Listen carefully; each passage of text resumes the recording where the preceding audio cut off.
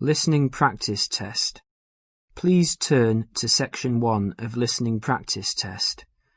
Section 1.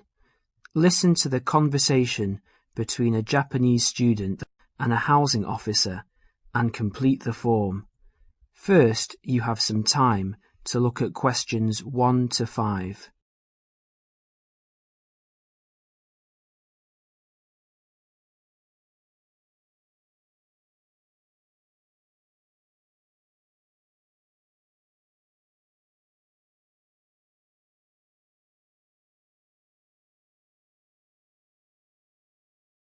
You will see that there is an example which has been done for you. The conversation relating to this will be played first. Yes, what can I do for you? My friend is in a homestay and she really enjoys it, so I'd like to join a family as well. Okay, let me get some details. What's your name? My name is Keiko Yoichini. Could you spell your family name for me, please? Yes, it's Yoichini. That's Yuichini.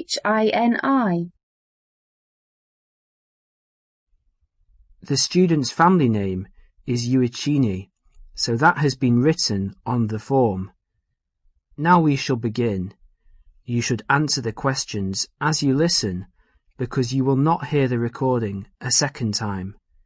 Now listen carefully and answer questions 1 to 5.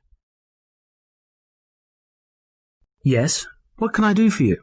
My friend is in a homestay and she really enjoys it, so I'd like to join a family as well. Okay, let me get some details. What's your name? My name is Keiko Yoichini. Could you spell your family name for me, please? Yes, it's Yoichini. That's Yuichini. And your first name? It's Keiko. Keiko. That's Keiko Yuichini. Okay. And you're female. And your nationality? I'm Japanese. Right.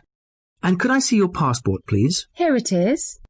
Okay, your passport number is JO6337. And you are how old? I'm 28 years old. Now you're living in one of the colleges. Which one? Willow College, Rome 21C. Right, 21C, Willow College. And how long are you planning to stay with Homestay? About 4 months, longer if I like it. And what course are you enrolled in? Well, I've enrolled for 20 weeks in the Advanced English Studies because I need help with my writing, and I'm nearly at the end of my first 5-week course. Right, so you've completed 5 weeks and you have enrolled for another 15 weeks. That's about 4 months altogether. That's right, about 4 months. Before they continue their conversation, look at questions 6 to 10.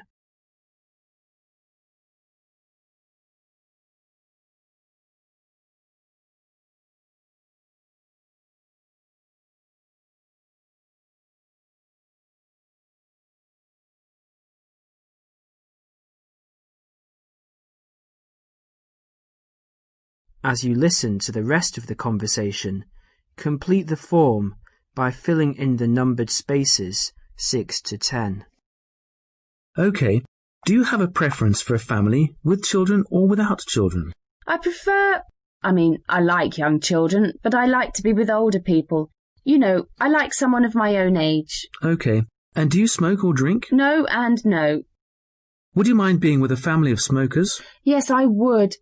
I don't like smoking. I'd rather be with a family of people who do not smoke or drink. Okay, and what about pets? Oh, I love animals. I'm a veterinarian, so that's fine. The more the better. All right. Now what about you? Are you a vegetarian or do you have any special food requirements? No, I'm not a vegetarian, but I don't eat a lot of meat. I really like seafood. And what about your hobbies? I like reading and going to the movies. Do you play any sports? Yes, I joined the handball team, but I didn't like that, so I stopped playing. You know, I played tennis on the weekend with my friends. All right, let's see. Name, age, transport.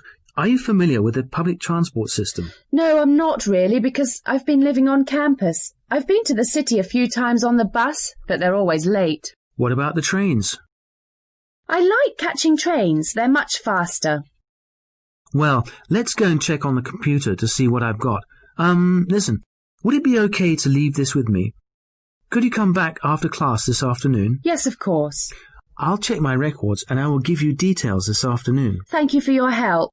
It's a pleasure. I'll see you this afternoon. Bye. Bye. That is the end of section 1. You now have half a minute to check your answers.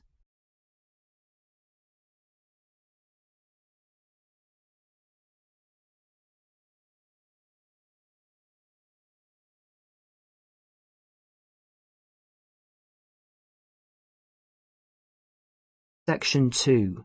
You are going to hear a talk given by a tour guide about travel to Esnia. First look at questions 11 to 14.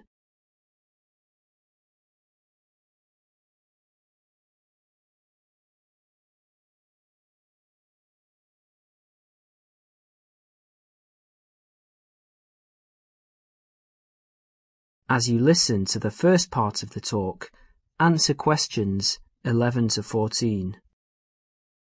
Hello everyone. As you know, this agency has specialized in tours and independent travel to Esnia for over 20 years.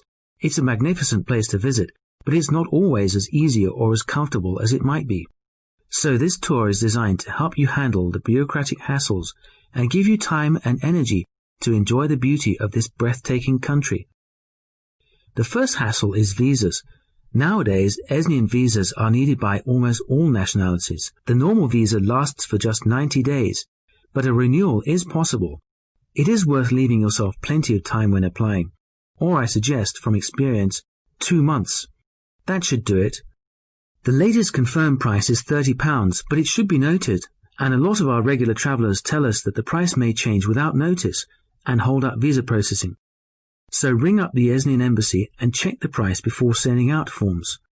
Now, for those of you who are intending to take Esnia as part of a longer tour and want to wait till you get to another country, do remember that some Esnian consulates in neighbouring countries require you to provide a letter from your own embassy, just to confirm your nationality.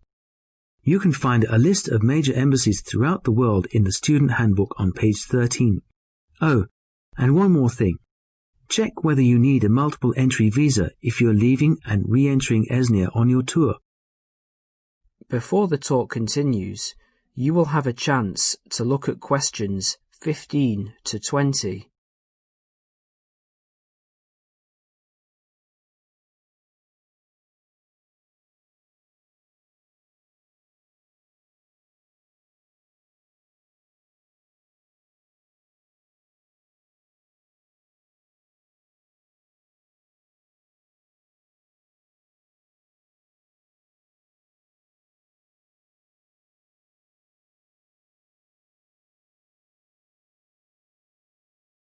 As you listen, complete the summary and answer questions 15 to 20. Now, some miscellaneous general advice. Firstly, if you're rich enough to bring in over $1,000 in cash or traveller's checks to Esnia, you need to fill in the currency form. Don't forget this. You could get into trouble if you do. You must declare all of your items and more expensive items, such as video cameras, on a tourist export form, which you can arrange to carry in advance. Regarding health regulations, although Esnia is becoming a generally healthier country with every passing year, neighbouring countries remain cautious with regards to health standards there, and therefore it is worthwhile carrying a health certificate. The one you need is the BM276. Now all of you here are students, and there will be plenty of concessions for young people travelling in Esnia. The Esnian Transport Authority, for example, issues a special youth fare card which you can get in any railway station. Just show your international student card. Information about getting this is in the handbook, and give 2 passport photos. And by the way, because there is so much bureaucracy in Esnia, we advise you to take at least 12 passport photos with you. They're not always easy to get done there.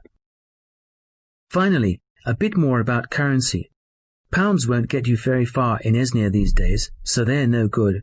We advise people to carry either yen or Australian dollars. US dollars are starting to cause difficulties because of political disputes. Another surprise is that credit cards are virtually useless because of fraud scandals. Do carry traveller's checks, but we advise medium denominations. Large denominations increase the likelihood of theft, and small ones increase commission charges. Now, as I mentioned earlier, this student handbook has a wealth of information. That is the end of section 2. You will now have half a minute to check your answers.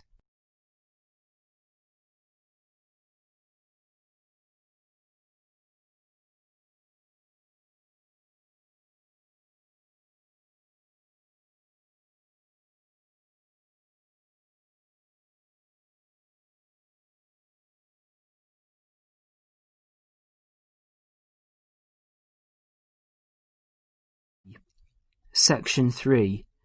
In this section, you will hear a discussion about shopping habits. First look at questions 21 to 24.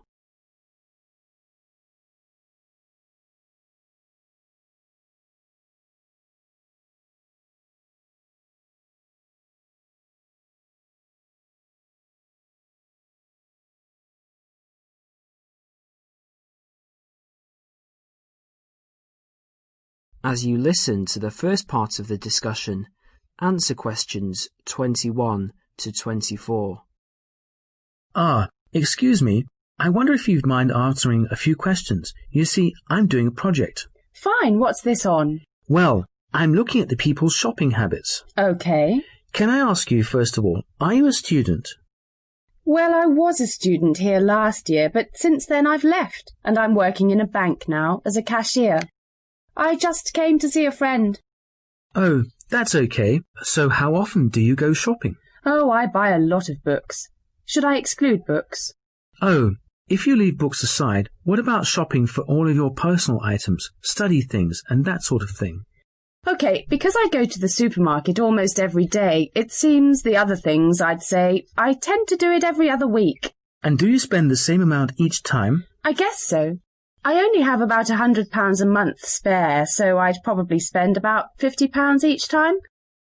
What sort of shops do you like best? The department store or the small retail outlets? Oh, I like big department stores, so everything's in one place.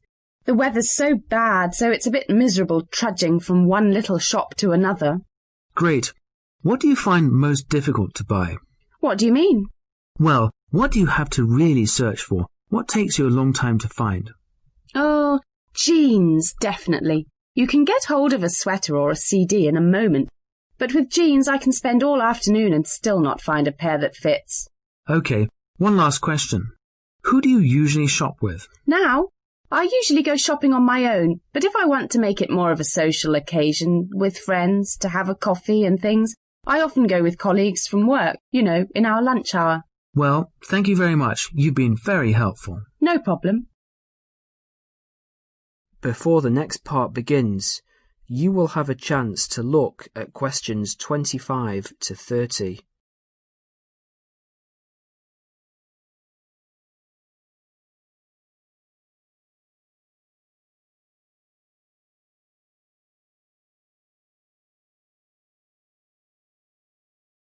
As you listen, answer questions 25 to 30.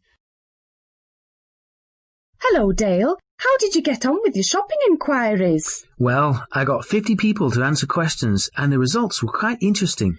OK, let's have a look. Well, those were handouts, and here you can see that the majority of people I interviewed said they went shopping once a week. Most often, that was the weekend. Right. For those people who spend enormous amounts of money, if you see this chart, you can see that half the people spend £45 a month, and while 15% of people spend more than that, an average of £75, the rest spend relatively small amounts. Even the regular shoppers spend no more than £20 a month. Window shoppers? Yes, I asked them what kinds of shops they prefer, and the response was unanimous. Everyone went for department stores. I think that's what young people today want. That's understandable, and that's a useful statistic, I think. I also talked to them about the things they found most difficult to buy. I thought the answer was going to be something like books or study materials, but it's always clothes. They have problems with things related to hobbies. As far as sportswear is concerned, they complain about the lack of shops that sell it. Not many had trouble buying sweaters and things like that, but shoes and trousers were really problematic. Was that, again, because there just isn't enough variety? Yes, they say everywhere they just come across the same styles, so they just give up after a while. I know what they mean. Lastly, I asked them whom they want to shop with. That is the end of section 3. You will now have half a minute to check your answers.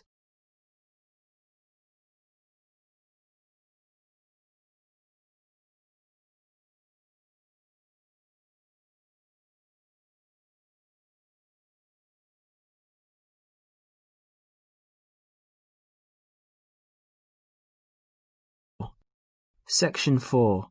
In this section, you will hear a lecture about study and answer questions 31 to 40. First look at questions 31 to 40.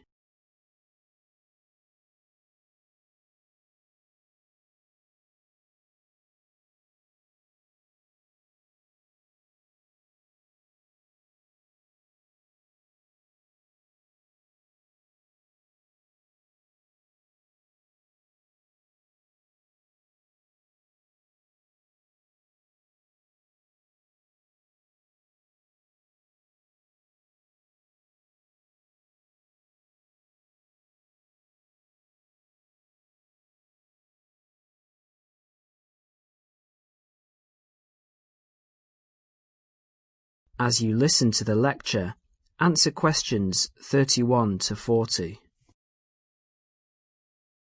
Can anybody hear me? Is this microphone working? Good. Now, welcome everybody to the second of these lectures on successful study at college. Yesterday we looked at housekeeping issues, where to find information, how to use the library computer system, and so on. Today we're going to cover an issue that will be vitally important to you all throughout your time here at college, and that is time management.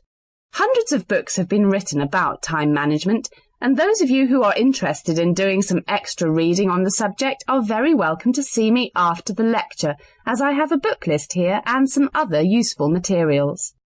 Now, time management. In the past, this used to mean making a list to plan for every hour of the week and then try to stick to this plan. These days, however, the whole idea of managing time has changed. In fact, if you think about it, you'll find that it's impossible to manage time. It just goes. So what you really need to manage is yourself. To manage yourself effectively, you need to have a clear idea both of what you want to achieve and how to achieve it. In other words, you need to set goals, and you need to move towards achieving these goals in an efficient and systematic way. Most coursework at the college is set by mid-semester, and at the end of the semester usually involves 2 written assignments of between 1,500 and 3,000 words in length. If you look around you at college, you will see that during the first weeks of the term, everyone looks cheerful and focused, followed by a change around week 6, assignment time, when people start to look a bit stressed. The library reports that an increasing number of students become angry when books are not available. So what's happened? Has everybody become suddenly irritable and angry for no reason? Not quite. The reason is that people have not managed their resources well. They have not set priorities for reaching their goals and, as a result, some of them realise they are going to do badly with their assignments. This will not be because they lack intelligence or love of the subject. They will fail because they did not have a clear idea of what they have to do and how long it should take them. Let's step back a minute. What do we mean by establishing goals? Well, basically, it means deciding what you want to achieve. In other words, deciding on the results that you want to achieve. The students that I've mentioned found themselves very stressed, mainly because they have an assignment to do. But they did not fully think through the effect that this would have on their day-to-day life. There's an awful lot of spare time in a day. For example, if you manage to spend some of that time, even just 1 hour, on an activity that helps you with your study, that 1 hour could have a major impact in your course, particularly if you make it a regular habit. I'd like to ask you now to have a look at the planners in your information kits. You will see that there are 3, 1 term planner, 1 weekly planner, and 1 daily planner. The term planner is to help you get an overview of everything that you will need to do for the term. The weekly planner is to help you week by week, and the daily planner will help you with the really detailed planning. Before we go any further, I would like you to make a note in your daily planner right now. I want you to picture how you could make a major difference in your life by spending just 1 hour a day on some activities for the next term. Background reading, for example, or preparing a bibliography. Now imagine the benefit at the end of the term. The term diary and the weekly diary are the most important ones. However, a week is really the shortest time you have to establish an overview of your time for planning purposes. Now you need to set priorities for the term. Work out how you could achieve those priorities and the results that you desire. If you can get into the habit of planning like this, you'll soon find that you've actually had more time than before to spend on relaxation and other activities that you enjoy. Now let's share some of the ideas that you've come up with. I'll divide you up into groups to share your ideas. Okay. That is the end of section 4. You will now have half a minute to check your answers.